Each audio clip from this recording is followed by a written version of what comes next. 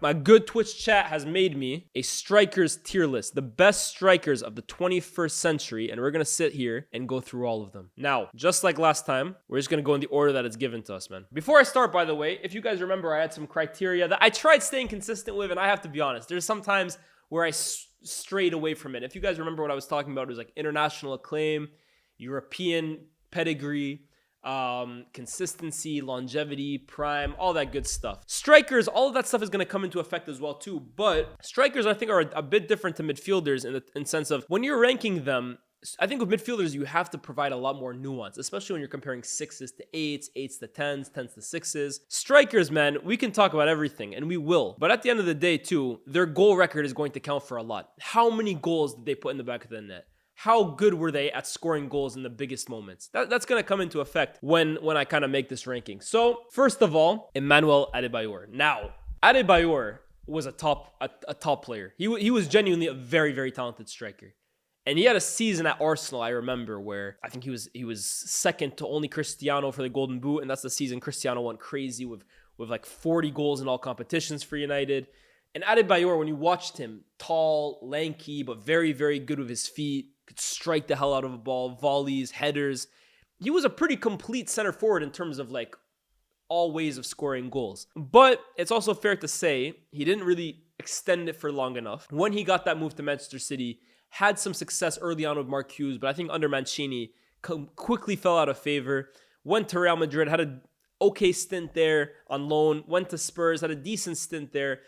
He was a bit of a journeyman. I think his best form really came in that year or two at Arsenal. But as good as I think Adebayor was, didn't do it for long enough, didn't really make an impact on the biggest stages. Doesn't help him either that he's not really remembered fondly by any one fan base. Very talented player, but I think he's got to go table 6, man. No disrespect to Emmanuel Adebayor. Now, next up, we got Adriano. The Emperor, that's what they called him. What was it? Il Imperador or something like that. Adriano was an absolute freight train, chat. Honestly, in terms of just pure actual talent, he's up there. Bro, you could he's probably top 10 on this entire list. And he's probably closer to 5 than he is to 10. In terms of just how good you are at the sport when you're at your best, this guy was absolutely ridiculous. In terms of the power, the pace, the precision, the close control, the directness, the dribbling, the left foot, Adriano was everything, man. This guy should have been the heir to R9. Honestly, that's what he was proclaimed as coming out of Brazil. That's what he showed early promise in his early days at Parma, at Inter. And unfortunately, we just never got to see it long enough, man, for numerous reasons. There were injuries, but I think more than anything, the passing of his father, which he kind of attributes to completely the fall off of his career, it set him into a deep, deep depression that he just never was able to recover from, man. Because this guy, oh my God, man. If we're just talking purely about how good you are at the sport, he'd be in table 2 minimum, I think. But because you have to factor in how long did he do it?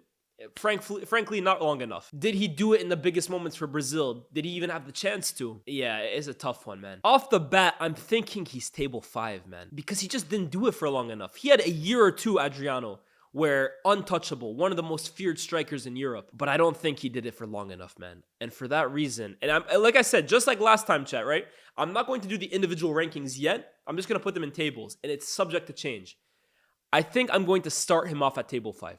I think so. And if we have to move him up, we do so. I don't foresee him going into table 6, but I think for now, we'll start him at table 5. Next up, chat, we have Sergio Aguero.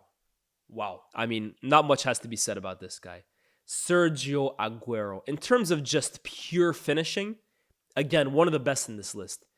The angles, the snapshots, the near post finishes. He's one of the most clinical forwards I've ever seen in my life. Honestly, cold-blooded killer in front of a goal. And I think when I think about the most clinical finishers in Premier League history, bro, his name ranks extremely highly. But that's also not to take away from the fact that at his best, he was extremely dangerous whenever he put his head down, dribble and weave his way through defenses.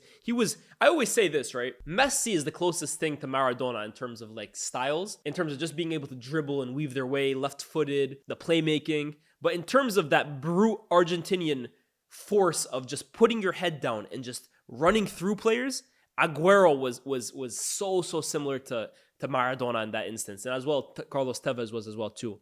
Now, Aguero has crazy longevity, and his goal scoring is absolutely nuts. The two things that probably hurt him are the international pedigree. I said this recently on Twitter, right? He actually has a decent record for Argentina. He has 41 goals for them, excuse me. I think he's in the top 5 of their top scorers ever. So that's a decent record. But me personally, I can't remember a single international tournament at senior level for Argentina that I ever left like happy with Aguero's performances. I always felt underwhelmed, to be honest with you. And that also mirrored in the Champions League. Aguero was disgusting for City in the Premier League. But in Europe, man, he was never able to do it, bro. His record in the Champions League for Manchester City is pretty poor. And you could say, yes, cities in that period in general, they never really got it done in Europe. But that's on the likes of Aguero. That's on the likes of Yaya Toure. That's on the likes of Company. You have to look at them. They were the driving forces for those teams. So I think I'm going to put him at third. I think Aguero at third is a fair ranking for now. Again, like I said, if we have to move him up, we'll do so. But I think third is a good ranking for him. Next up is Nicolas Anelka. Now, Anelka is, I mean, if you've watched his documentary, and I would strongly recommend you to do so, he was viewed as a wonder kid. Paul Merson, in fact, went as far as saying when he first saw Anelka training with the Arsenal team as a teenager, he said, this kid is better than R9. Now, is it a stretch? Yes, it is. It absolutely is. But that's how highly revered he was. What's not a stretch is that Anelka was a bigger talent at a young age than Thierry Henry was. I don't think any of his former coaches, I don't think anybody in the French setup, I don't think anybody who was watching French football at the time when Anelka was at PSG and Henry was at Monaco, I don't think anyone would have said differently. Anelka was the star kid coming out of French football. And whether it was due to his temperament, whether it was due to him leaving Arsenal, which he even says was the biggest mistake he ever made, leaving Wenger at the time he did, and then just became a bit of a journeyman. Liverpool, Fenerbahce, Manchester City, Bolton. I think he really found a nice home for himself towards the end at Chelsea, where him and Drogba formed such a nice partnership. He even won the Golden Boot for Chelsea in 08-09. But I think it's a huge case of what could have been. He still had a very, very good career. Anelka, I think he's in the top 20 all-time goal scorers in the Premier League, even despite all we're saying about him. I think he is. But I think I'm going to put him at table 5, man. I think he's another one that could have been much, much more. Still had a very, very good career. But I put him at table 5 for now. Next up is Pierre-Emerick Aubameyang. Oof. I'm thinking table 5 for him as well, too, Chet. I am. Now, the goal record for Aubameyang is nuts, wherever he went. Dortmund, Arsenal. He's a great goal scorer. He's a top level goal scorer. He scored goals at Arsenal. I think he even won the joint Golden Boot one year. For me, he was the driving force in that first FA Cup under Mikel Arteta. And obviously, we know the way it ended. At Dortmund as well, too. Very, very clinical striker. I think he even won a Golden Boot over Lewandowski one year. My issue with Aubameyang is, as good a goal scorer as he was, I always felt a little underwhelmed by his overall play. He was a tremendous poacher, and his speed at times was unbelievable. But I just think that there are strikers on this list that were also great goal scorers, but provided more things to an overall 90-minute game than Pierre-Emerick Aubameyang did. And for instance, there's players on this list that'll have more impact on a game than Haaland overall. But I think Haaland is just too inevitable of a goal scorer to make it matter. Aubameyang, I don't think that was the case. I'm going to put him at table 5 as well too, man. I'm going to put him at table 5. Now, like I said, there's room to go up and down. But I put him there to start. Karim Benzema. I think we have our first table 1, Chet. Now, it really frustrates me hearing people talk about Karim Benzema in terms of, oh, he only has that 1 year. Oh, Real Madrid fans wanted him out in 2015. Oh, at one point he was missing loads of chances. I get all of that, right? But bro, here's a few things about Karim Benzema. I think he's in the top 3 goal scorers of all time for Real Madrid, which you cannot do by playing 1 good year in your career. Fact. You are not the top 3 goal scorers in the greatest club of all time off 1 good year. It's impossible. I also think correct me if I'm wrong, guys, he might also be, so he's second to only the greatest goal scorer of all time. That doesn't happen off 1 season. I also think he's in the top 3 most assists in Real Madrid of all time. Correct me if I'm wrong. I think he's also in the most assists. That's pretty crazy. Again, that doesn't happen off 1 good year. He's first. He's first. He has the most assists in the history of Real Madrid. So he's the second greatest goal scorer of the greatest team of all time. And he's the best creator, most assists in the history of the greatest team of all time. He's got the 4th most goals in the greatest club competition of all time. He was named the best player in the world off 1 year. And let's be real, right? I'm not going to say he was the best striker in the world every single year of his career, because that would be a lie. I wouldn't believe that. There were years where Lewandowski was better than him. There were years where Suarez was better than him. But for me, he was consistently at least one of the best. And I'll say this right now. Those Champions League titles are not won by Real Madrid without Benzema. Was he the best player on the team? No. But that team needed Benzema. It did. It simply did. Zidane, the way he influenced that team, the way Cristiano was kind of given the license to be that final line of attack, that doesn't happen if a guy like Benzema isn't willing to kind of drop deep and do the dirty work, do the playmaking, do the hold up, occupy those positions off the left to allow Ronaldo to drift in. It's a team sport, and Benzema was vital to Real Madrid. Vital. And that's without even mentioning post-Cristiano, because everyone will talk about his Ballon d'Or year, but post-Cristiano, Benzema carried Real Madrid, whether they won the league or not. He was the guy scoring goals, 20, 20, 25, 26, 27, all capped off by that Ballon d'Or year, which for me is one of the greatest one seasons of a player that I've ever seen. So I can't lie. I think I'm putting him at table one. I think Benzema is table one. If we have to change, if I have my mind changed by something that I don't foresee coming, I'm happy to do so. But I'm sorry. Benzema, for me, is fully warranted of table one. And I find it really frustrating sometimes hearing the way people talk about Benzema just because his goals per season record isn't up to the likes of Lewandowski, for example. What Benzema did for Real Madrid is etched in the history of football, man. It's etched in there. Next up is Dimitar Berbatov. Oof. I loved Berbatov. And of course, I owe Berbatov a lot because this trophy right here in the back chat is only possible because of Dimitar Berbatov. But even as a kid, right? As a Man United fan, I absolutely loved Dimitar Berbatov. However, I'm not going to escape the fact that Berbatov joining Man United and Carlos Tevez leaving was probably the start of our decline. And it's not Berbatov's fault, unreal player, but I think Man United losing Tevez, who was so key, first of all, to that front three of Ronaldo and Rooney, but also was the first line of pressure. He was a pit bull. He was willing to do the dirty work. He kind of fit into the ethos of Man United at the time in that we wanted to play fast, we wanted to play aggressive, we wanted to play counterattacking. Berbatov came in and Fergie brought him as a plan B. But ultimately, when you break your club record fee for a player, someone's going to have to give because that guy's going to play. Tevez was the one to give. Berbatov was introduced. And let's be real, Man United became a slower team because of Berbatov. Not necessarily a worse team, but they did become a little slower. Everything did become a bit more lethargic because that's who Berbatov is. One of the best technicians from striker of all time. In terms of technique, he's top 5 on this entire list. And he's a great goal scorer, no doubt about it. But I think I'm going to put him at table 5 again, but towards the end. For me, he's bottom of table 5 at the moment. I loved Berbatov. Honestly, smooth operator, one of the silkiest players you'll see. Playmaking was unbelievable.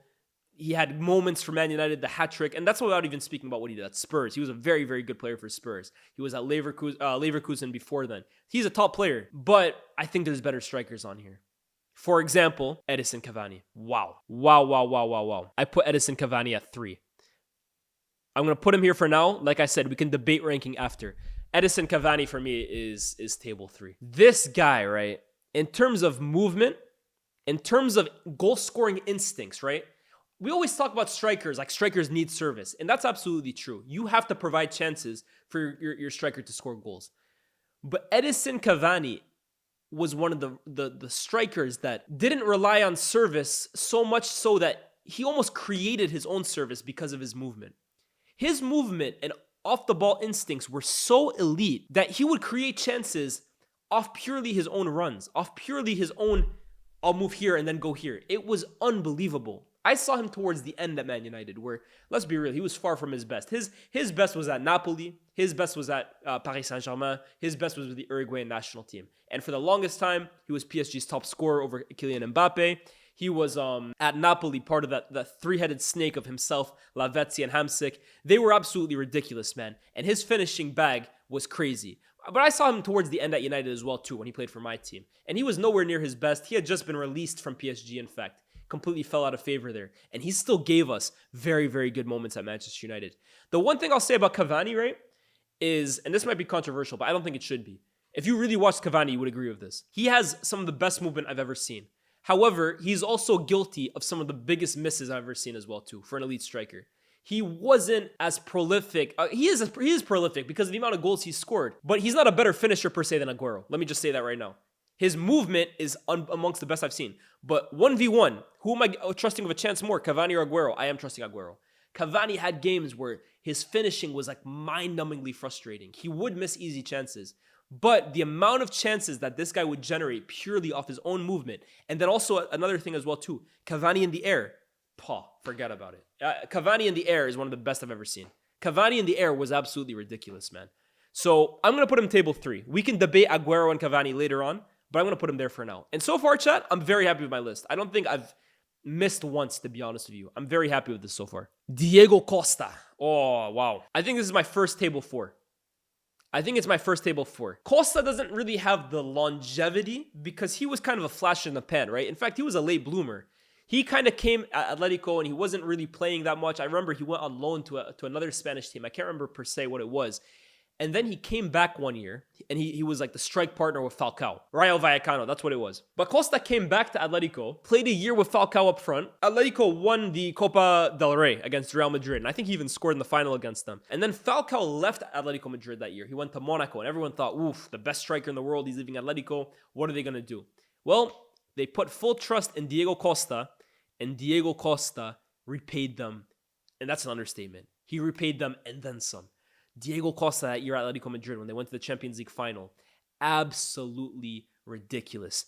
28 league goals is what my chat is saying. Maybe 28, 27. Diego Costa that year for Atletico Madrid fires them. Obviously, Atletico Madrid were a team predicated off their defense. Godin, Miranda, Koke, Gabi, Saul. Saul was a little later, to be fair. Juan Fran and Felipe Luis, Courtois and goal. But up front, you needed someone to bag the goals. And Costa fired the goals all the way to the La Liga title. Atletico's first in like 20 years at that point. Was so good in the Champions League as well too. And I always say one of the biggest what ifs for me is what if Costa never got injured against Barcelona the last day of the season and was able to play the entirety of the Champions League final in 2014. Because they risked him. He came off. They used an early sub. They ended up finishing the game with 10 men. The rest is history, man. Costa was unbelievable that season. And then he goes the next year to Chelsea. And Jose Mourinho, for as long as he's coached football, there are key pillars of his team that he always needs. And at Chelsea the year before, he had to deal with an over-the-hill Samuel Eto'o. He had to deal with an over-the-hill Fernando Torres. He had to deal with a misfiring Demba Ba. He was inconsistent. Maybe he's not the level. And he still almost won the league with them. But his second season there, he says, nah, I need my next Didier Drogba. I need my guy to lead the line for Chelsea. Jose Mourinho teams always have a guy up front who leads the attack.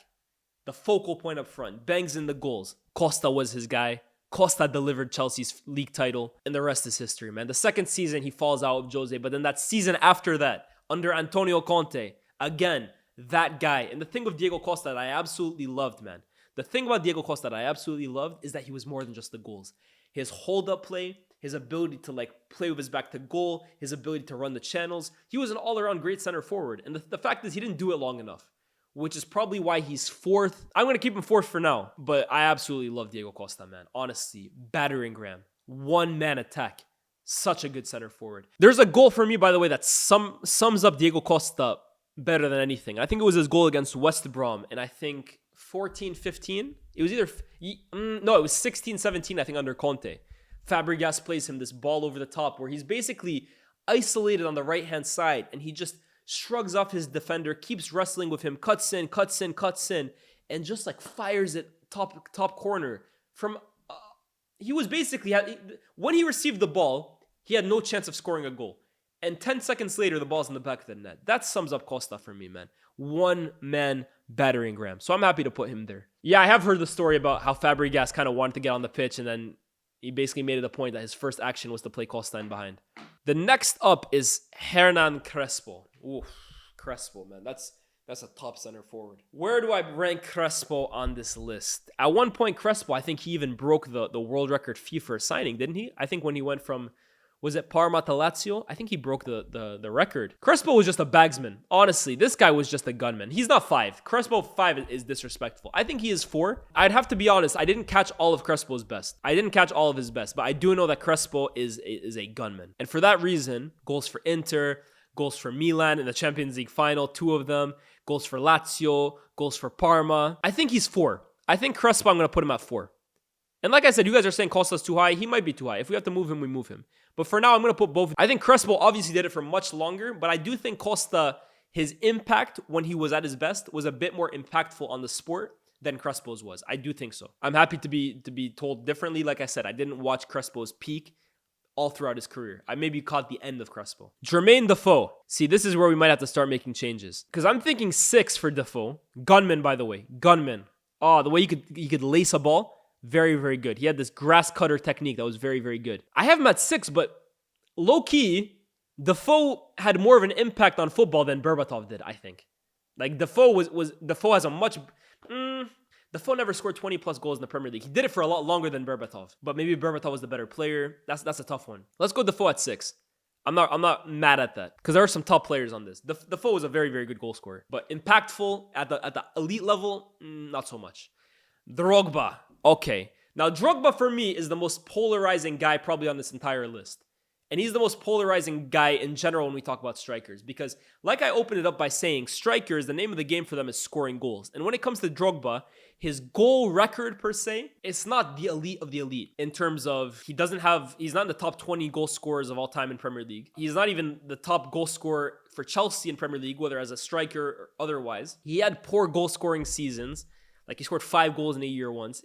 That doesn't paint well on him. But let me tell you this about Didier Drogba. And for me, why he's one of the most underrated players. And for me, why he's one of my favorite players of all time. And it's why I was laughing when people were calling me a Chelsea hater the other day. Because trust me, that era of Chelsea, I have so much respect for them. At the end of the day, guys, what do you value more? Do you guys value a guy that scores 20 goals a season every single year, but in the big games, in the Champions League, in the finals, it's hit or miss. You don't know what you're going to get. Or do you value a guy that scores 15 plus, 10 to 15 plus, but in the big moments against the big 6 in the finals is always there, no matter what? I'm sorry, guys. The sport of football, what do I always tell you guys? I don't think that the goal for every player is to score goals.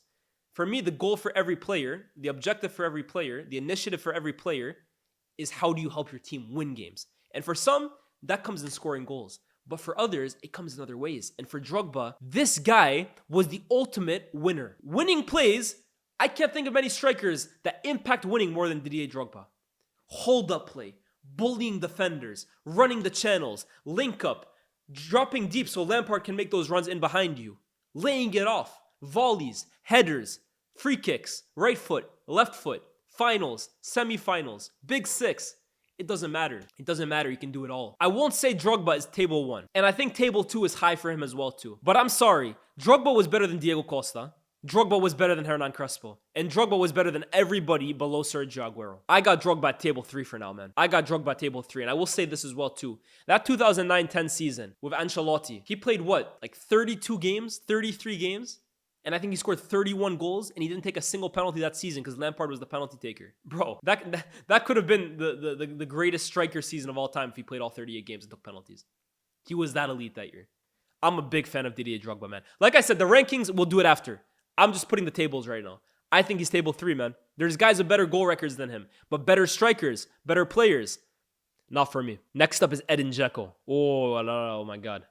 Edin Dzeko. 29 and 32, excuse me, not 31 and 32. 29 and 32. 31 and 32 would be insane. Edin Dzeko, another guy who for me is massively underrated. Massively underrated. And by the way, I always used to say Dzeko. Bosnians, don't ask me how I know them. They rated my TikTok comments one day. It's pronounced Edin Dzeko. That's how they pronounce it.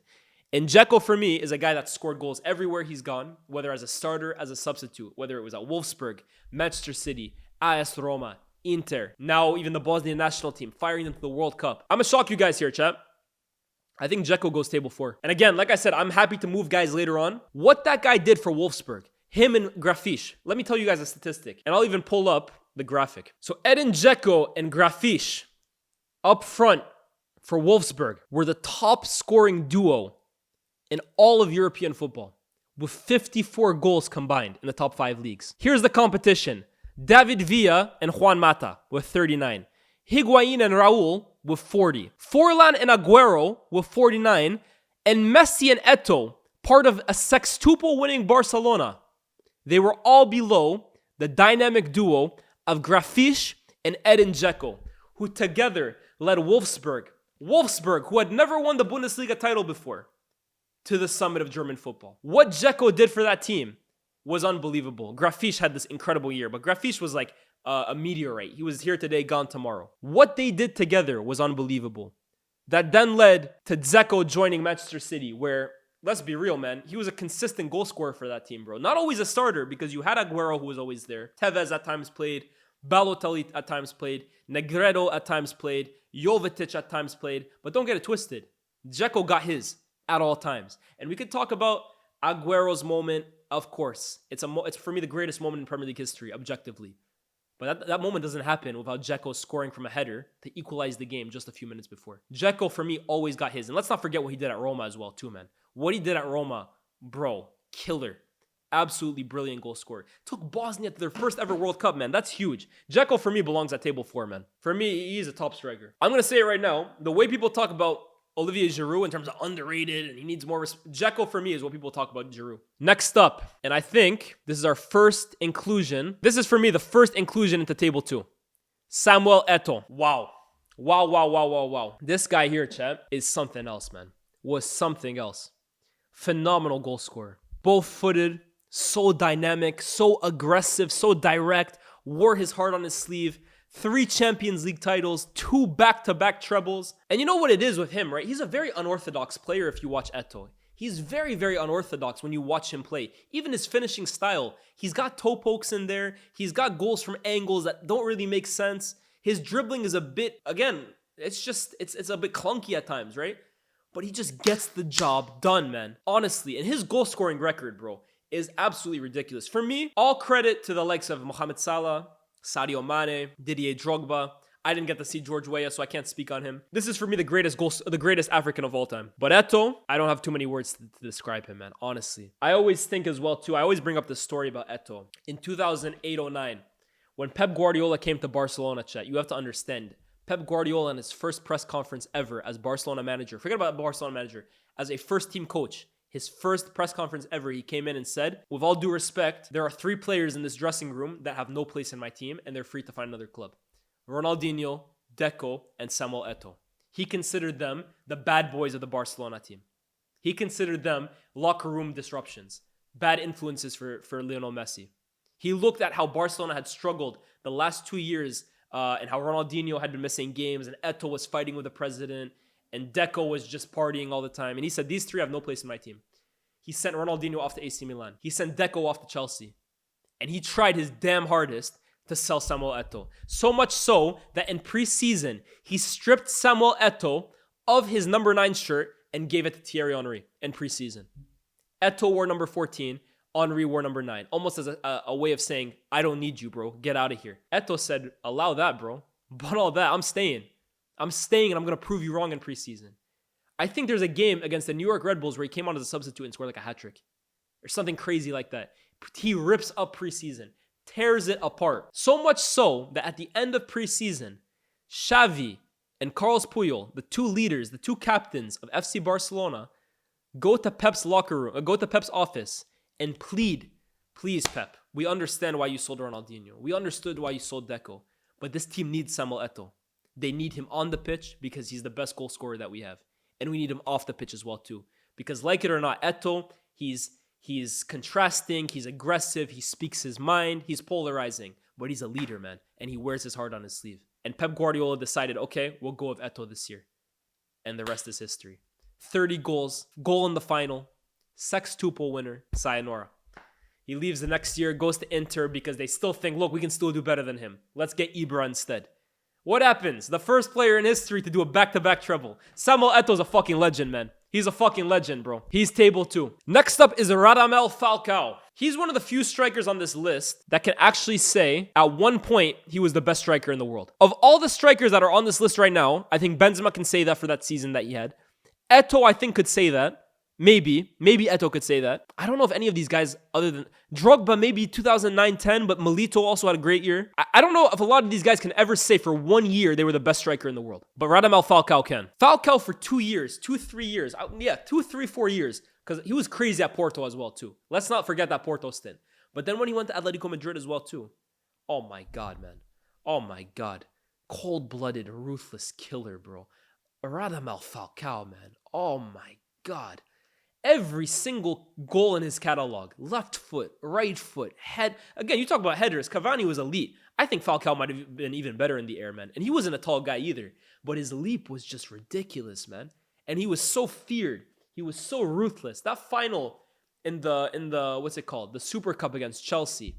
That final in the Europa League against Bilbao. Yeah, I think for me, the feeling is 3 as well, too. Because the longevity just isn't there. And it's a shame because injuries for Falcao, that injury that he suffered against a non-league player, he suffered an injury that changed his life against a guy who wasn't even a professional. Because if he stayed fit and extended what he was doing at Atletico and Porto for the rest of his career, he probably would have been tier 1, man. He probably would have been table 1. But I think because of that, I got Falcao at table 3. Diego Forlan. Oh, yeah. You guys know Diego Forlan has 2 European golden boots. 2 European golden boots. For 2 separate years, Diego Forlan was the top scorer in all of Europe. The most goals in all of Europe on 2 separate occasions, Diego Forlan had that record. Diego Forlan was the best player at a World Cup for Uruguay in 2010. The best player. Messi, Ronaldo, Rooney, don't matter. Forlan was the best. Yeah, he's got a golden boot with Villarreal, in which Villarreal went to the Champions League semifinals. And he's got a golden boot with Atletico Madrid. Won the Europa League with Atletico Madrid as well, too. Probably their best player in that run. I'm tempted to go high 4. Low 3, high 4. That's what I'm thinking right now. Bro, he's the best player at a World Cup. That's not many players ever can say that. It wasn't the Brazuca. The Brazuca was in 2014. It was the Jabulani, that Diego Forlan. No player could get a hold of that ball except Diego Forlan. I'm going to say high 4 for now. If I have to change, I change. But for now, I'm going to put him at high 4. Diego Forlan is a problem, man. Very, very technically gifted as well, too. Could strike the life out of a ball. Very clinical. Let's put Diego Forlan at number 4 for now. But I'm happy to put him at table 3 later. The next one, I think, is Alberto Gilardino. And with all due respect to Gilardino, I'm a little surprised that he's on this list. Good goal scorer. I'm going to put him here, though. Gilardino, if this is Gilardino, I think it's Gilardino because it's not Crespo and it's not Batistuta. Yeah, Gilardino for me is table 6. Good goal scorer. Honestly, respectable career, but no higher than that. I'm a little surprised he's even actually on here. Olivier Giroud. I mean, his resume is crazy. Giroud's resume is crazy. World Cup winner, Champions League winner, Europa League winner. Goal catalog is amongst the greatest of all time. Won the league as a striker for Milan. Won the league with Montpellier, which honestly, guys, chat, let me tell you this right now. Giroud winning the league with Montpellier is the equivalent of Vardy winning the league with Leicester, in my opinion. It's that great of an accomplishment. But Giroud was just never for me. Like, he was a big part of some big teams, but he was always a supplementary piece, man. Like, yes, he was important to that France team because a guy like Griezmann needs a guy like that to play off of. For Arsenal, I know Arsenal fans aren't too keen on him, but he had some good years for them. Milan, he was important, but he did lead a team. I think Montpellier was his team. I think I'm going to put him at 6, chat. I'll be real. But he's probably over Berbatov. That's the thing. He had a better career than Berbatov. I'm going to put him at low 5 for now. Mario Gomez. Gomez was a good goal scorer. And I think Gomez actually won the league with Stuttgart, which again is a very, very big accomplishment. And I think he was a top scorer for Stuttgart as well too. Yeah, he was named German Footballer of the Year. Yeah, so in 2007, they won the Bundesliga. He won German Footballer of the Year. The next season, 19 goals in 25 appearances, 08-09. He scored 24 goals in 32 appearances, went to Bayern. First year he struggled, but the year after that, 2011-12, was the best year for Gomez at his Bayern career. But I can't lie, he had a great year for Bayern that year until the final, man. That Champions League final against Chelsea completely killed off his career, bro. That was it, man. Honestly, that's the reason they went for Mandzukic the year after. I think Gomez is 5. I think Gomez is tier 5, man. I think he is tier 5 because look, what Aubameyang did for Arsenal and Dortmund, Gomez did for Stuttgart and Bayern, bro. Like, I'm not going to let Premier League bias influence me here. Gomez is probably tier 5, but I'm also happy to move him later on if I have to. Erling Haaland. Chat, I have half a mind to leave Erling Haaland till the end. Because for me, he's the hardest player to rank here. Because he's probably the only one playing right now. I'm gonna leave Haaland. I'm gonna put him at the end of this list. We're gonna revisit Haaland at the end of this list because I think that's an interesting conversation. How good is Erling Haaland? Where does he already stack up to the greatest goal scorers of the 21st century, the greatest strikers? We're gonna leave him till the end. Fair? Just because right now it's very tough to do. I need to see the whole list before I include Haaland. Therefore, the next guy is also the second person to be in table 1. It's my good friend, Thierry Henry.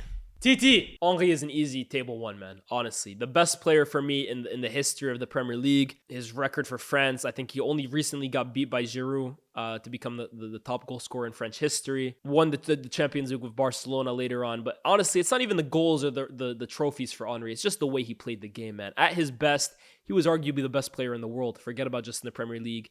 Such a smooth operator, such a great dribbler, such a great creator, so fast, so smooth. Henry is he's a different class, man. For me, he's a worthy table 1 inclusion, man. I think that's an easy one. Gonzalo Higuain. Higuain for me is table 3 for now. Again, if I have to move, I move. But for now, I put Higuain here. Higuain's had a very, very distinguished career, man. And I know with Higuain, it's always about the misses for Argentina that will ultimately always haunt his career. It will always haunt his career.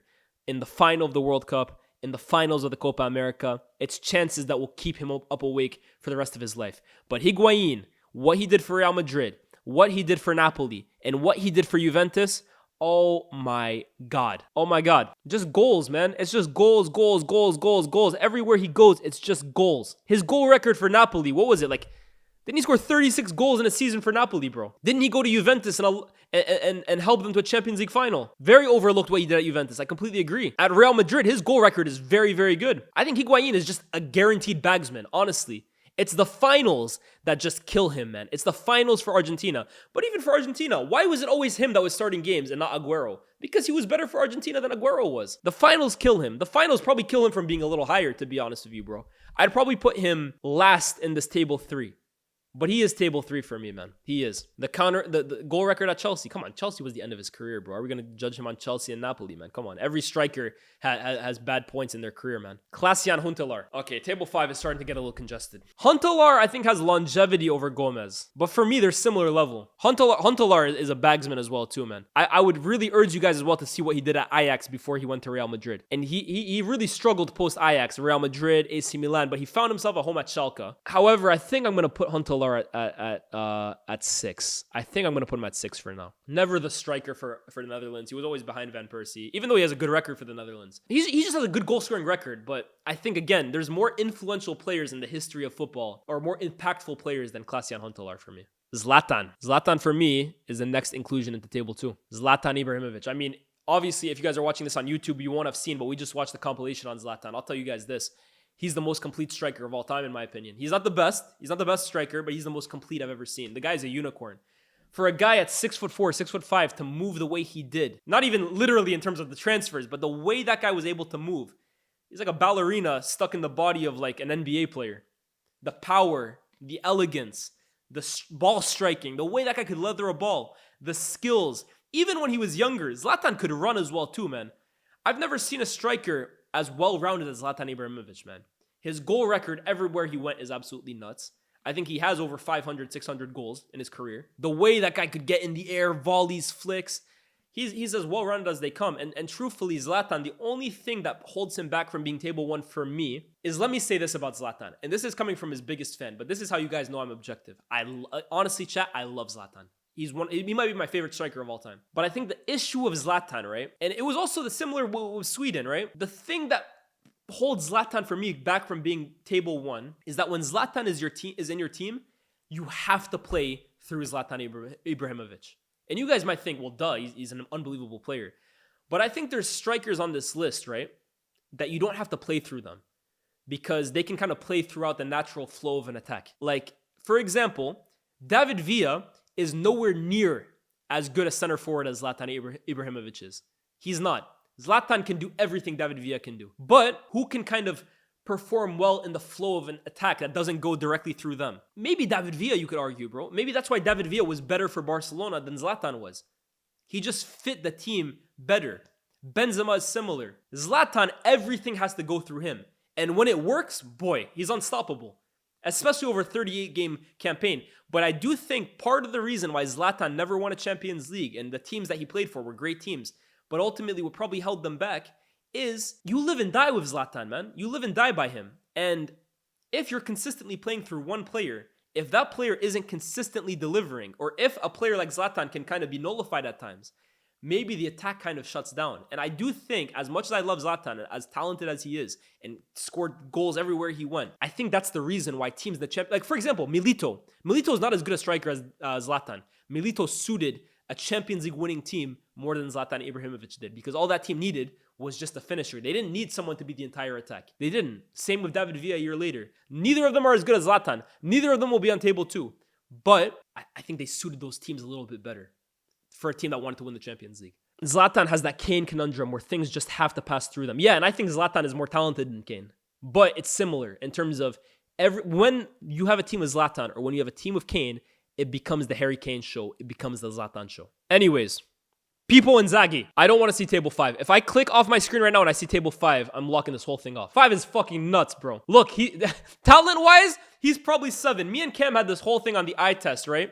Where we said, who's the player who had the least pure footballing ability, but maximized his career the most? And I said Pippo Inzaghi, because honestly, Pippo is not that gifted of a footballer in terms of his first touch, in terms of his dribbling, in terms of there's better footballers than Pippo Inzaghi. But chat, when we talk about movement, we talked about Cavani. Pippo is in that conversation in terms of just pure natural goal-scoring instincts. Oh my God, man. Pippo was something, man. Fergie said that the guy was born offside. Sir Alex said Pippo Inzaghi was born offside. And when you watch him play, he was. Footballing ability, it's not very high for people. But goal-scoring ability, I think he's minimum table 4. Could even argue table 3, low table 3, but I'll put him table 4. Yeah, game IQ, man, was just silly. Harry Kane, he's another player I kind of want to leave till the end, chat. I can't lie to you. Table 2, hell no. Absolutely not. Absolutely not is Harry Kane number 2. Table 2. Not a chance is Harry Kane on the same level as Zlatan and Eto'o. Not a chance. I think I'm going to put him here. Kane's goal scoring is ridiculous. In front of goal, his finishing is ridiculous. Ridiculous. And he has an ability to drop deep, or at least he did at his best, and find these outlet passes, these passes to play fast players in behind. He really has a skill at that. And in front of goal, at different angles, Kane is one of the most ruthless finishers I've seen. But I'm sorry, this is where, for me, I talk about winning plays. And Kane scores so many more goals than Drogba. Fact. But who impacts winning more, in my opinion? I think it's Drogba. I really do. And I stand by that. And it's why, for me, it's controversial. People don't agree with me. I would rather have Drogba in my team than Harry Kane. At their best. I would rather have Drogba than Harry Kane. Harry Kane is a better goal scorer. He's a better finisher. And in terms of dropping deep and playing passes in behind, I don't think Drogba, that was really his game. But in terms of, in a game, who do I really think I trust to get me over the line? It's Didier Drogba. He didn't score as many goals as Kane. I get it. And I can already read the comments on YouTube. If this gets clipped up on Twitter, I can read the comments. Who would I rather have leading my line? At the very best, Didier Drogba or Harry Kane? It's Didier Drogba every day of the week. I haven't even brought up trophies. For me, trophies is not the thing, because Francesco Totti was here. I rate Totti extremely highly. It's not the trophy thing. But Kane, it's a similar conundrum to Zlatan while being half the talent, in my opinion. Robbie Keane. Table 6 for me. Very, very good goal scorer. I think he's, again, another one who's in the top 20 goal scorers in Premier League history, which is a great accomplishment for Robbie Keane. He might even be top 10, is he? I think Robbie Keane might be top 10. Scored so many goals. But, again, at the elite level, which ultimately, right, you can score 1,000 goals. If they're all for Sunderland and, no disrespect, but Tottenham at that time, and who else did he play for? He played, I understand as well, he went to Liverpool, but he flopped out. For me, what you do at the elite level has to count, guys. It has to count. Keane, very good goal scorer. Very, very good goal scorer. Prolific, but not at the elite level. Miroslav Klose. When you talk about players, chat, that their international career and their club career are night and day, Miroslav Klose is the poster boy of that. He's arguably one of the greatest international players of all time. He has the record for the most goals at World Cups. He's Germany's all-time top scorer. He won the World Cup for them. And like I said for Ballack a stream ago, this was a point in football history where Germany were really going through a tough patch. And they were getting far in tournaments here and there, but it was down to 3 players for me. It was down to Oliver Kahn, it was down to Michael Ballack, and it was down to Miroslav Klose. Klose for Germany, I don't know what they were putting in his water, bro. It was ridiculous. But for club, I never really... Okay, bar Werder Bremen. Klose was very, very good for Werder Bremen. But for Bayern, never was really an elite striker. Went to Lazio, did okay there. He had his best stint at Werder Bremen. But for Germany, it's a totally different conversation. I'm going to put Klose for now. He's above Mario Gomez. He absolutely is. And he's above above Olivier Giroud. I'm going to put him at table 5 for now, but table 5 is starting to get a bit crammed. So we might have to move some guys up. And like I said, you guys are saying Anelka. Anelka might find his way into table 4. I put him there to start. If I find table 5 is getting too crammed, bro, Anelka's going up. He's not going down. Let's be real. Patrick Kluivert. I have to be honest. I interviewed Patrick Kluivert. Wonderful, wonderful man when I interviewed him.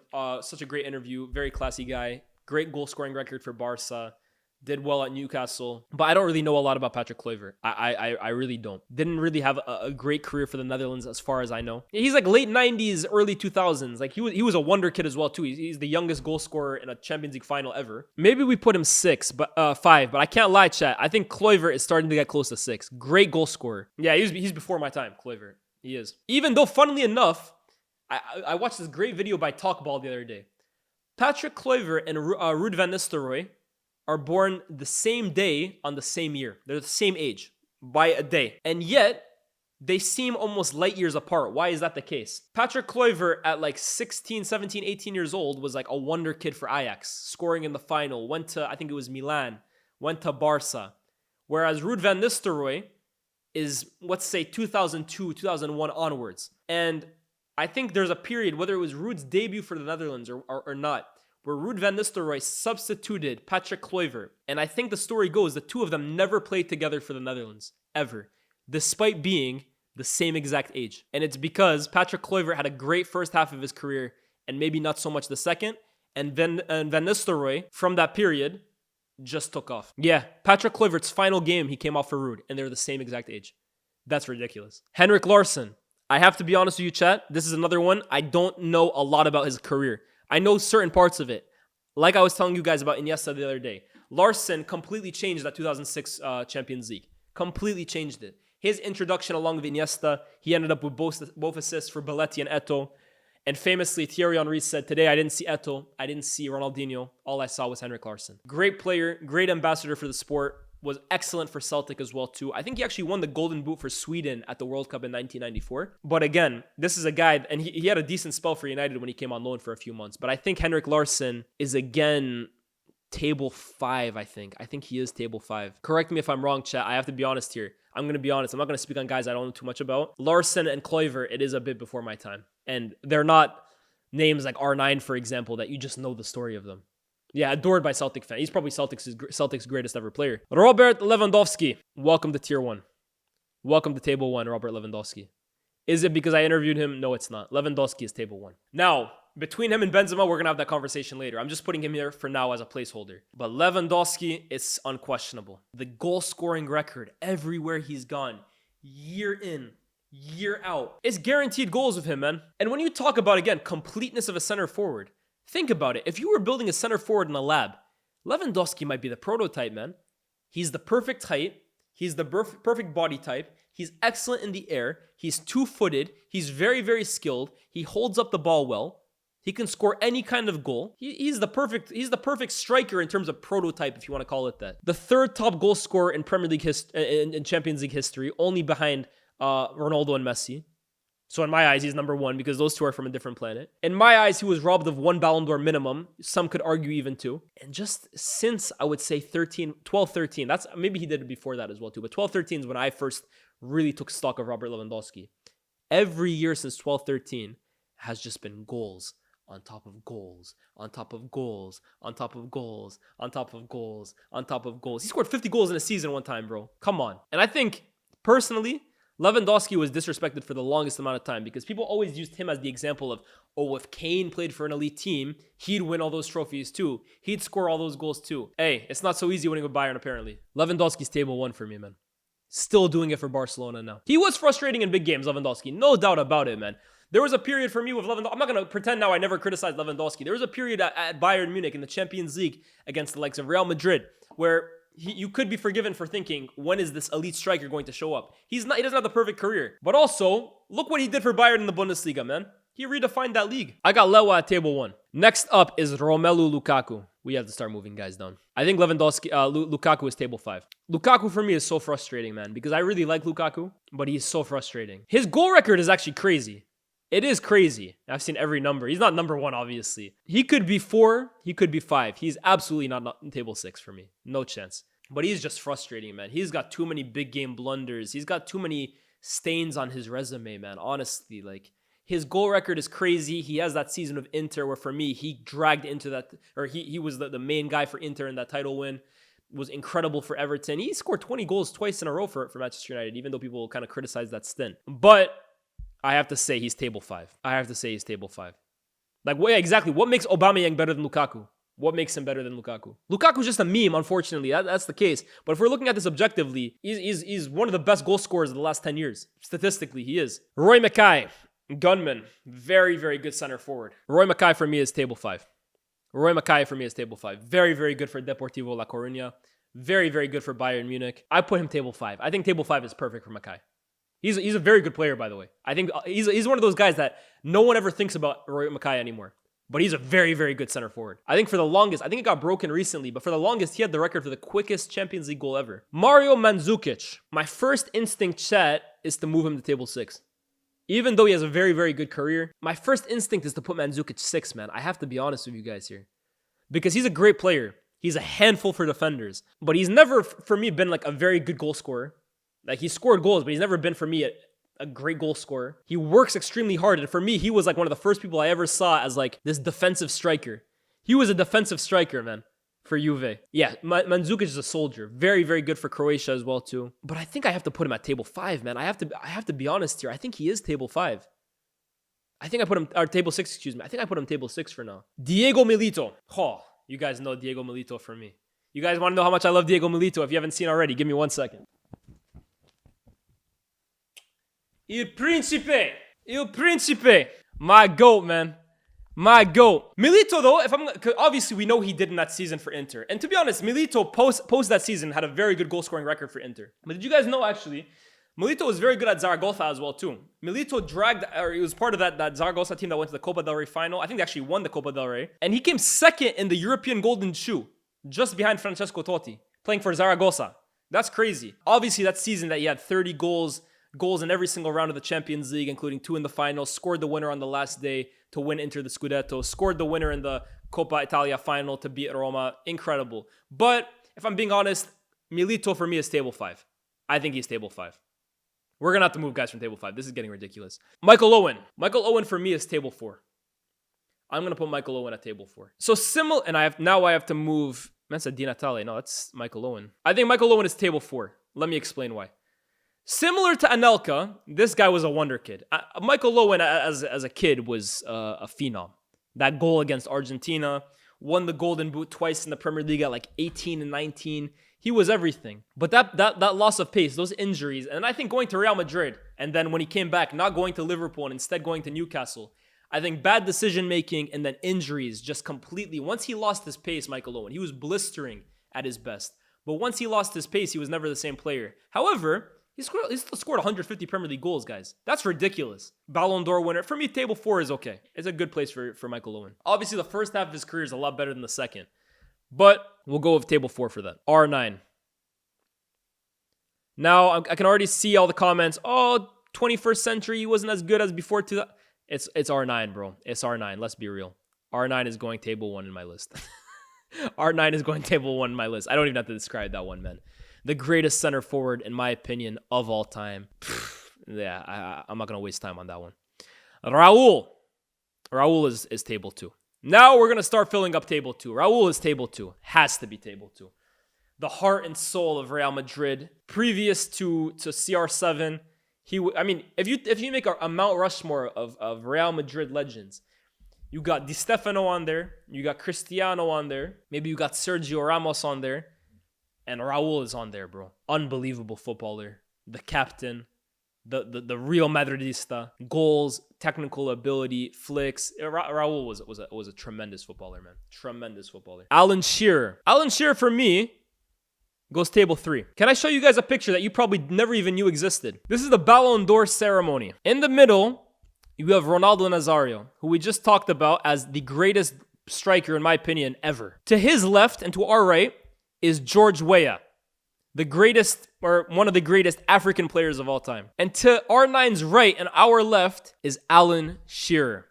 The same Alan Shearer that the internet will have you convinced was just a stat pattern in England, longevity merchant, never did it on any scene outside of the Premier League. Alan Shearer was viewed as the third greatest striker, or the third greatest player on the planet for a singular year. I saw recently somebody telling me, or someone saying on social media, would Alan Shearer be able to hack it in today's league? Would Alan Shearer be that great in today's league? You know who's scoring goals for fun in the Premier League in 2024? Chris Wood. Chris Wood is banging goals in the Prem in 2024. And you have questions if Alan Shearer is doing it in the Premier League. Please, brother. Please be serious, man. Alan Shearer, the top goal scorer in Premier League history, 260. And by the way, he has some ridiculous goal scoring feats for single seasons, man. Oh my God. His early years of Blackburn, his early years of Newcastle, just a monstrous goal scorer, bro. We talk about leathering a ball, putting your foot through a football, and just swinging at it. This guy's up there with the best, man.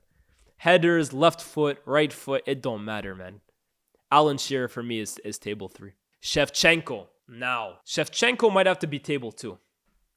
Shevchenko might have to be table 2. He also has a Ballon d'Or, even though actually everybody talks about the Ballon d'Or that apparently Nedved stole off Henry. I actually think Henry had a better case for the Ballon d'Or in 2004, which Shevchenko won. But regardless, Shevchenko at one point was one of the most feared strikers on the planet, man. Maybe he's table 3. This is a tough one. Because I'm thinking, yes, he has a Ballon d'Or, but the Ballon d'Or should not automatically make you better than everybody else. Is Shevchenko better than Cavani? Is he better than Aguero? I think he might be. That's a tough one. This for me, you know what it is? I'm gonna put him at table 3 now because I don't think he's better than anybody on table 2, and I'm splitting hairs with the guys at table 3. I'm gonna put him at table 3 for now, high table 3. But I'm gonna go back to that one because that's a difficult one. Next up, the final member of table 1. And he might even be higher. We'll get back to that. Luisito, Pistolero, Suarez. Wow. Again, do I even need to say too much about Suarez? Is there a player in the history of football that has a better goal-scoring catalog than Luis Suarez? Every goal you can imagine. The goal-scoring record for Ajax, for Uruguay, for Liverpool, for Barcelona. Nah, man. Stupid player. Table 1 for me. Carlos Tevez. Tevez for me, table 4. Carlos Tevez, for as long as I watched football, I don't think was ever in his life considered a top 5 striker in the world. I don't think he ever was. He was always a very good striker. Always. But I can't remember many times where I thought, yeah, you know what, Tevez, he's a top 5 striker in the world. Maybe he crept on that. If Tevez played today, Chad, Carlos Tevez is probably the second best striker on the planet. He probably is. He's 2 or 3. That, first of all, tells you about the era that Carlos Tevez came up. And it also tells you that we're lacking real clinical top-level number 9s in today's game. Because Tevez, for me, is quite easily top 3, top 4 striker in the world today. Back then, he wouldn't crack my top 5 at any point. But Tevez was unbelievable. That spell at United, what he did at City as well, too. Very underrated spell at Juventus as well, too, right? Was huge for them on route to the Champions League final. I got Tevez at table 4. I think table 4 is fine. Luca Toni. Luca Toni is a weird one because Luca Toni has an incredible goal scoring record everywhere he's gone. Luca Toni has an incredible goal scoring record for Bayern, for Fiorentina, even for Hellas Verona. He won what is it? What's the top scorer in Italy called? I can't remember. Pichichi's La Liga. He won the top scorer in Italy with Hellas Verona at 36, 37 years old, guys. Yeah, this guy was just a gunman. Honestly, just a gunman. It was Palermo that he had a really good record with 50 and 80, 47 and 67 with Fiorentina, 38 and 60 with Bayern. Just stupid numbers. 48 and 95 with Verona when he was at the end of his career. And then, of course, led the line for Italy when they won the World Cup. Capocannonieri, that's what it's called. Yeah. I got Luca Toni. Yeah, we need to move, guys. Okay, table 5. I'm sorry, it's got too full. Nicolas Anelka, you're moving to table 4. Let me move guys down. Who in table 5 is too high? Giroud is in table 6, man. He has to be. And I'm going to put Klose at table 6 as well, too. Even though that one hurts. Oh, Mario Gomez. Hold on. I'm sorry. Gomez is in table 6. There you go. So we got 42, 43, 44, 45, 46, 47, 48, 49. There's one more place for them. Luca Toni, I think I'm going to put him at table 5. I think I am. I think Toni is going into table 5. But I think table 5 has a few more casualties, man. It's too packed in there. Okay. Fernando Torres. Wow. Wow. At his best, was probably the best striker in the world. And I'm thinking of the season 07-08. Fernando Torres in 07-08, I think he even made the podium on the Ballon d'Or. Just ridiculous. How good he was for Liverpool. How good he was for Spain at that time too. Let's not even forget his initial stint at Atletico Madrid. The issue with Torres is that, again, for me, he's a meteorite. Because, dare I say it, 10-11 onwards, so from 2010 onwards, Torres, for me, was never, again, even a great striker. Honestly, he had great moments, but he wasn't even, I would consider, a great striker. Torres from 2010 onwards, for me, was almost, bro, he was okay, honestly. But he was so great before 2010 that it makes me think, where do I put him? Maybe, again, I put him in table 4. I think he's table 4, man. Because he was brilliant at his best. It ended at, the injuries were too much for Torres, man. Honestly, it's not his fault, it's the injuries. But yeah, what a player. Trezeguet. I think this is a pretty easy table 4 as well, too. I think Trezeguet is pretty easily table 4. Yeah, we're going to be moving a lot of guys from table 3 to table 2. I'm clocking now. Yeah, we're going to be moving guys up from table 3 to table 2. Ruud van Nistelrooy is minimum table 3. Yeah, we put him table 3. Yeah, guys from table 3 are going to table 2, for sure. I underestimated table 3. I did. But Van Nistelrooy is table 3. This guy, man, honestly, at Man United was just... right? How long was he there? I always say Van Nistelrooy is unlucky in this regard, right? Because Van Nistelrooy came to Manchester United in between... They're probably two greatest eras of the modern... They're two greatest teams of the modern era. You have the 99 team, that three-peat winning treble team. And then from 06, 07, 07, 08, 08, 09, the Ronaldo and Rooney team. Van Nistelrooy was kind of like sandwiched in between. And it was kind of a United team in transition. They were transitioning from the treble winning team, and they were making their way into what would be the Rooney and Ronaldo team. And he was smack dab in the middle of it. And he was also unlucky that at that time, United were in transition, but you had this elite Chelsea team, and you had the Arsenal Invincibles. And you had Henry as well, too, who was the talk of the town. But Van Nistelrooy, man, kept United afloat, I would say, with his goals. And he gave competition to Henry, right? He was never better than Henry. But damn it, even the Arsenal fans in here have to say, Van Nistelrooy pushed Henry, man. He pushed him, man. Henry was always the better player. But Van Nistelrooy took a few golden boots off him. I think he took a Premier League off him. Van Nistelrooy is just a gunman. And even when he went to Real Madrid, Van Nistelrooy's record at Real Madrid was very, very good. I think he even won the Pichichi when Real Madrid won the league. So I'm very happy to put Van Nistelrooy in third. Van Persie. Van Persie, again, for me, is third. Has to be, man.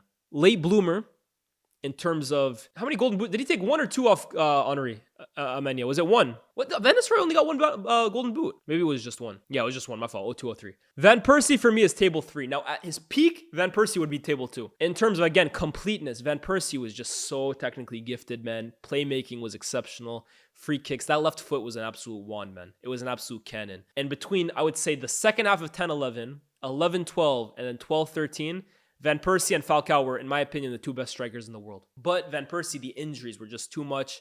And I never thought he really became the Van Persie we all knew and loved until the second half of 10-11. That's when he just became this all-around goal-scoring freak. Van Persie was always technically proficient. Brilliant technical footballer, which is why I always think the Kai Havertz comparisons for me are very far off the mark. So I'm going to put him at table 3 because at his best, his best is better than all of these guys below him. So he's got to be table 3 for me. Jamie Vardy. Oh, this is tough. Vardy is really tough, chat. I think he's got to be table 5, man. I think he is table 5. Table 5, we're going to have to do some moving around, man. Christian Vieri is, in my opinion, table 4. Again, granted, I didn't see him at his best, so I have to say that. But I do know his goal-scoring record everywhere he went was absolutely ridiculous. He is just a Serie A bad man, honestly. He scored goals for every single Serie A team. Scored goals for the Italian national team. He went everywhere, but he scored goals everywhere. I think he even went to Atletico Madrid and he scored goals, man. Vieri was just a cold-blooded killer, man. David Villa is table 3. Because table 3, there's going to be guys that go with the table 2. Has to be. But David Villa, again, goals for days at Valencia. He was so good at Valencia, man. He was so good from a young age for the Spanish national team. That 2010 World Cup, he was absolutely ridiculous. And for that first season at Barcelona before the injuries, Villa was absolutely brilliant. Villa is a very easy table 3. So where does Erling Haaland fit into this list? I'm going to be real, chat. I think he's already in table 3. And this is just like right now. If his career ended today, where would he be? I think he's already in table 3. I think for me, he's the best goal scorer the Premier League has ever seen. His goal scoring record at every single club, he has almost a goal a game at every single club and for Norway. But I think we need to see more and longer and achieve more. And I think he needs to also adapt his game more. I think, and it's coming. Haaland, for me, he needs to become more of an overall threat when he's not scoring goals. I think that needs to come. But I think he's already table 3, chat. That might sound crazy to you guys, but I think he already is. He scored 50 goals in the season for a treble-winning team, bro. That's ridiculous. He's won the Golden Boot 2 years in a row, and he's going to win it a 3rd year in a row. He is, for me, Van Nistelrooy on steroids. I think three for me is fair. But now comes the hard part. That's the list, by the way. But now comes the hard part. Now we actually have to place these guys in correct placement. Just like last time, I think table 1 is pretty straightforward. R9 is number 1. I prefer Benzema to Lewandowski, so I'm going to put Benzema here. But between Suarez and Henry is where I'm finding a little bit of difficulty. Chat loves Suarez, man. It's tough. It is tough for me. Both of them are incredible. Both of them are absolutely incredible. I'm going to put Benzema ahead of Lewandowski. I prefer Benzema. I don't mind if you put Lewandowski, but my personal preference is Benzema. I think I'm going to stick with Henry ahead of Suarez. I think I am. That might be controversial. Clearly, a lot of people in the chat disagree. I think I'm going to put Henry over Suarez, but I could be very well wrong here. If you think Suarez is better than Henry, I think I'd find a hard time arguing it, honestly. I think Suarez at 2 is fair, but I'm going to stick with Henry at 2nd. Now, this is where the majority of this list changes, because table 2 needs 9 people. We currently only have 3. Now, in terms of the ranking, I think I'm okay with it. I think I'm okay with Ibra over Eto'o, even though the fact that it's not great for optics that Ibra replaced Eto'o and was less successful than him. It isn't great for optics. Yeah, I think I'm okay with Ibra, Eto'o, Raul. I think so. It's tough, but I think I can sleep at night with that. Now, to fill up the rest of this list, damn, this is difficult, chat. So we need 6 people from table 3. Let's forget about rankings. Who are the 6 best people on this list? If we had to rank these 3, Haaland, I'm keeping at table 3. Whether you think he's better than these guys or not, I just think for what he's done so far, he's staying at table 3. For me, I'm not putting him at table 2. He's at table 3 for now. So we can eliminate him. Van Persie, I don't think did it long enough, so I'm going to eliminate him. Higuain, I'm going to eliminate him as well too, because he's a great goal scorer, but the international failure for me, it hurts him. Kane for me is not table 2. The lack of big game moments and the lack of silverware hurts him. And Falcao, the longevity, I think, hurts him too. So I think I'm going to put Shevchenko here. I think I'm going to put Aguero here. I think I'm going to put Cavani here. I think I'm going to put Van Nistelrooy here, which leaves us 6, 7, 8, 9, 10, 11, 12. So we're missing 2 more. I think Shearer has to be here. To give you my thought process, I'm between David Villa and Didier Drogba. And the chat agrees. The chat agrees. For me, it's between Drogba and Villa. Is Cavani a surefire bet for that? Are we sure? Yeah, I don't know about Cavani or Drogba. I agree. I actually think, chat, maybe it's between these 3. No, but I think Cavani has to be there. David Villa has the World Cup, man. David Villa at that World Cup was ridiculous. Bro, Cavani has scored too many goals to just say easily that he's tier 3, man. I think, yeah, I think I've been convinced. Maybe it's Drogba and maybe it's Villa. Maybe it is. Okay, so if we rank these, I think I go Shevchenko there. I think I go Shearer here. This is between Aguero. I think Villa is last for me. I think Villa might be last. But yeah, it's just from 2000 onwards. But between Aguero, Van Nistelrooy, and Drogba, that's where I'm struggling with the ranking here. The reality is neither Aguero nor Van Nistelrooy really had huge impact at the international level, nor at Champions League level. Although Van Nistelrooy scored a lot more than Aguero. I think I have Aguero over Van Nistelrooy. I think I do. Do I have Drogba over Van Nistelrooy? I think I do. I think I have it like this, chat. I think I got Aguero, Drogba, Van Nistelrooy, Villa. Maybe I'm doing Villa a little disingenuously here.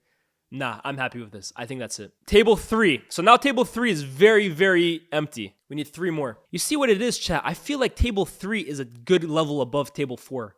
Like all of those guys, to be honest with you. I think the guys in table 3, for me, I rate them a lot higher than the guys in table 4. But if I were to rank these guys, I think Haaland goes over Van Persie. Because Van Persie just didn't do it for long enough, man. He was brilliant, but he didn't do it for long enough. And I think I put him over Higuain as well, too. I think this is my ranking for these guys. RVP or I preferred RVP. I have to be honest. I preferred RVP. Kane or Haaland? Has Haaland already surpassed Kane, Chad? I think Haaland's already surpassed Kane. Kane has done it for a decade. I'm gonna give Kane some love here. I'm gonna give Kane some love here. Okay, so who are we moving up to table 3? Funnily enough, I think Forlan is in table 3, guys. I think Forlan might be in table 3. I need to bring 3 guys up. I'm gonna leave out Anelka. I don't think Anelka's there. I don't think Costa did it for long enough. I don't think Crespo was impactful enough at the elite. No, he was impactful, but like, I just think he was consistently a good goal scorer, and that's similar to Vieri. Dzeko, for me, was not the main man enough. Michael Owen was like a meteorite, didn't do it for long enough. Tevez, nah, I can't put Tevez there. Bro, honestly, table 3 and table 4, there's a big discrepancy for me, man. Table 3, honestly, all these guys for me, I ranked them high. For me, a good table above the table 4 guys. I'll put Inzaghi for table 3. I'm going to put Inzaghi for table 3. I'm going to put Torres for table 3, because at one point, he was the best striker in the world. I don't know if you could say that about a lot of these guys. Maybe I'm not going to put Inzaghi here. Maybe not. I feel like Inzaghi was just consistently good. I am going to put Forlan here. I am going to put Forlan here. Forlan won the Copa America of Uruguay, man. Forlan won 2 golden boots. Forlan was incredible at the World Cup. I think Forlan deserves table 3. He's going to be bottom of table 3. I think I'm going to put Forlan there. I think I am. Oh, man. Hold on. I'm going to leave it. Well, how do we rank these guys anyways? How would we rank these guys? I think I would go Tevez here. I think I would still go Owen over Anelka, just career-wise. But I think I would put Trezeguet over. Maybe it is Trezeguet, man. I can't lie. Trezeguet had a banging career. Here's what we're going to do. We're going to stick with this. Am I really... This is so tough, Chad. This is so tough. I'm going to put him here. I'm going to put Tevez over Trezeguet. I think Trezeguet's at the bottom.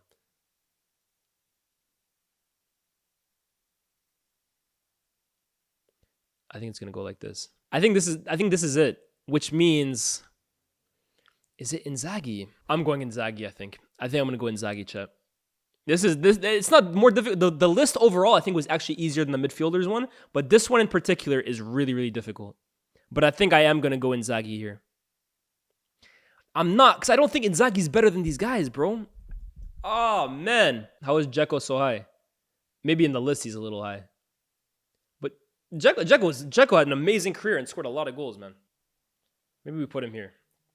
I think Dzeko over Costa. I think so. No, I put Costa. I think Costa at his best was better. I'm going to leave this for now, bro. So what? We got 24, 25, 26, 27, 28, 29, 30, 31, 32.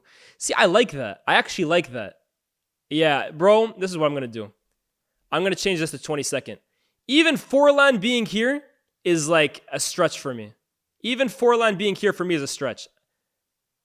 I think this is okay, personally. I think there's a discrepancy between these guys and these guys. I just think there is. That's what I'm going to do. I'm cheating a little bit, but this is what I'm going to do. Okay, that's what I'm going to do. I cheated, but I can't lie, chat. I'm just looking at table 3. For me, they're all better than the guys at table 4. I'm forcing it for putting those guys in. Yeah, that's Makai next to Milito. Okay, so now table 4, I'm happy with that, like I said. Maybe I would put Crespo below Michael Owen. Maybe I would do that. Table 5. Luca Toni.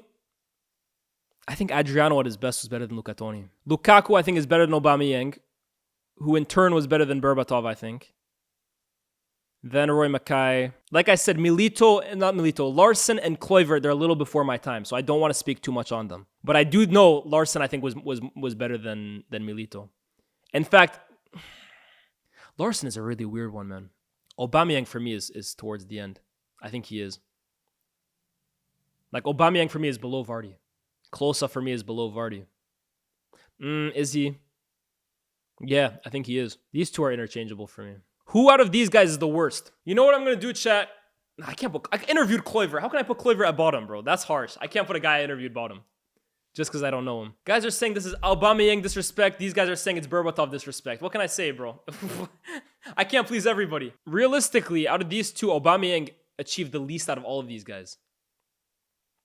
And he was a very good goal scorer. But was he a better goal scorer than Vardy? I'm not so sure about that. I think there's similar level about that. Did he have more impact on the game than Klose? Definitely not. For me, it's between Aubameyang and Vardy, bro. I'll be real. Excuse me. It's between Aubameyang and Berbatov for me. I'm going to make the executive decision to put Kluivert here. I'm sorry. I haven't watched him enough. I know I interviewed him, but I'm going to make this decision. Kluivert has to go here. Just because I haven't seen enough.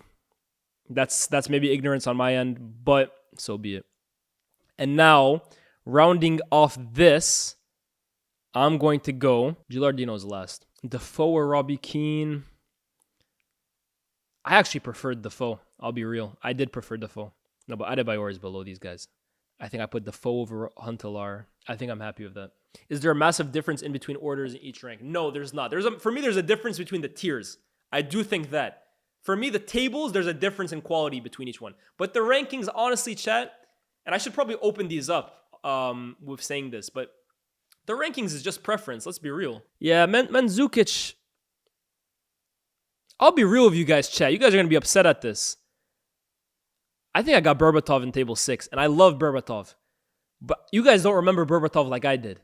Honestly, he's an amazing footballer. He's very, very gifted. Very, very gifted. Like, technical ability is crazy. But Berbatov, let's not, like, rewrite his career, to be honest with you, bro. Like, at Man United, he had a golden boot.